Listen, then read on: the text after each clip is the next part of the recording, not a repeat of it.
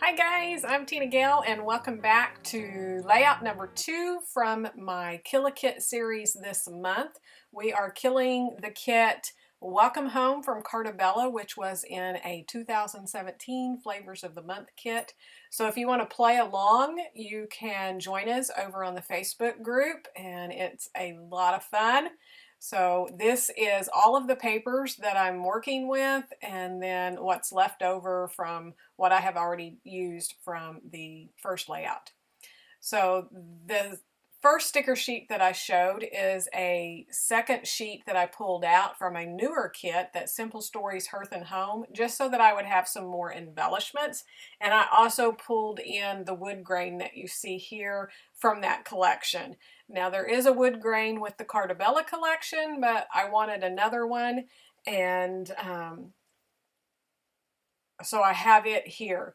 And on this layout, I'm actually going to make a big block and mat it with the wood grain. So I do gut the inside of it so that I still have a piece of wood grain and a little bit of spoiler. When I get to the end, that is the one sheet of paper that I still have. I actually have made it all the way down to 2 larger sheets of paper and then a bunch of scraps. And it's enough to create a final layout. I just haven't decided if I'm going to do it or if I'm going to mix it in with something else. So that was just a bit of a spoiler alert, but stay tuned. I have several more layouts to go. So I'm going to start with a black cardstock for my background. Again, this is going to be a companion page to the double layout that I did to begin with. This one's going to still feature my son's new house. If you missed the first video, be sure to back up and watch it. And I give a little bit of backstory about what I am documenting here. But these are the pictures, again, from the website where the house was listed, the outside and the inside. So I wanted this on a separate page. And then the photo that is flipped over backwards has the listing, and so I really don't want to show that. That's private information about my son, the location, the street address, the price. It has all kinds of information on it that I just don't want to put out there for everybody. So I'm just keeping it turned over, but I need to know where it's at and how I'm going to lay out these photos. I wasn't really sure when I started, so I just kind of took my cue from the background paper, that script paper. And you saw me kind of moving it around the cardstock, trying to decide how I wanted to place it on there. And I ended up deciding about a 10 by 10 block, I believe, is what I ended up using. And then that left me just a smaller strip off of it. So here is where I'm like, it really needs something behind it. And so I have that wood grain that I pulled in, that extra paper, and I absolutely love the way that kind of plays off of it. So I'm going to mat it. Here I'm checking out the back to see, is there anything that I really want to save or in a particular place? And there's so much repeat that I just decided to go with it. So I'm just laying it on here. I'm going to kind of pencil in where the edges are going to go, and then I'm going to gut the inside before I cut around the outside. And the reason that I do this is I could sit and cut this paper 1/4 of an inch bigger than my square, but it always seems like that it ends up crooked or just not quite square, not the right size. And it's because every cutter that I own and every cutter out there does not cut straight.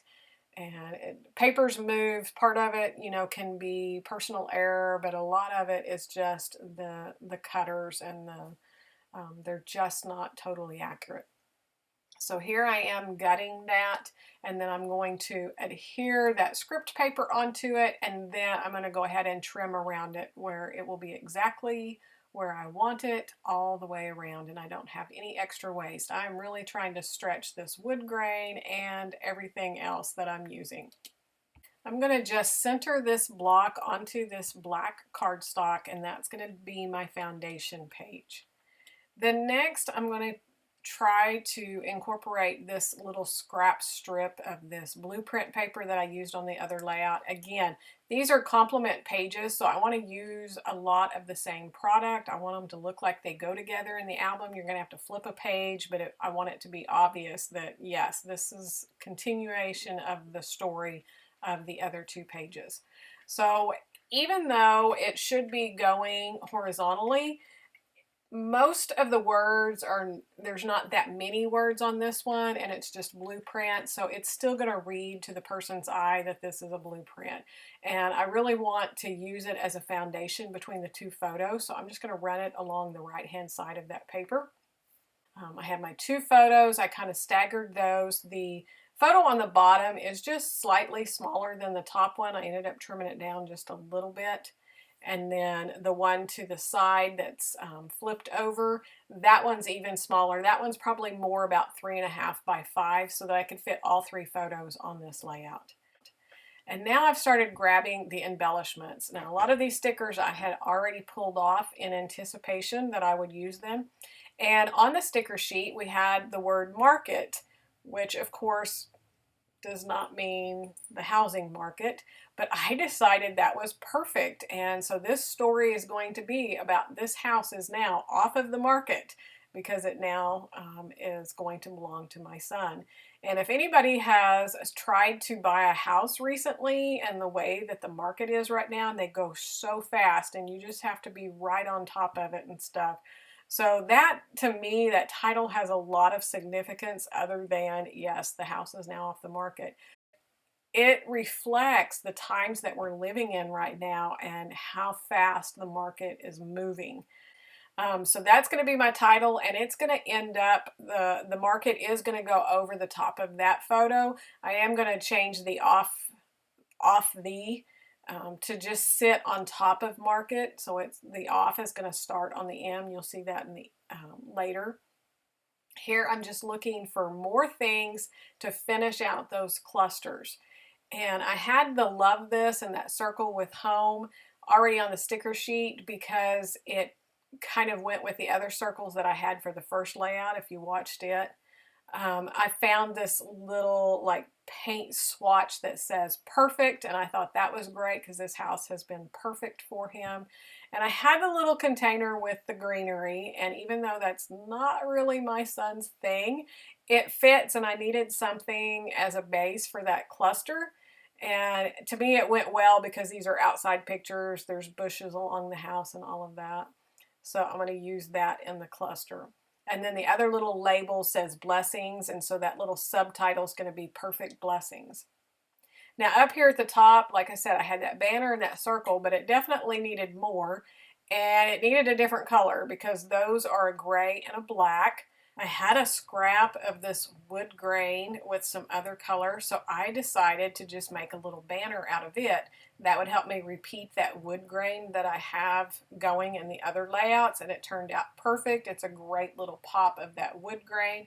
And then I have this sticker you see off to the left that says "You Are My Home." That's in that kind of burnt sienna color. And so I'm going to put that over the top of the photo in the center that's flipped over that you can't see, but there's a picture of the house, the front of the house, and then the description and the price and all of that at the bottom. So it's kind of going in the center of that, and it is just a perfect complement.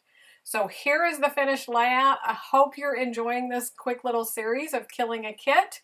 And I hope you'll join us over on the Facebook group and kind of play along with us. It's a lot of fun. And of course, using up your supplies and finishing off is always a bonus.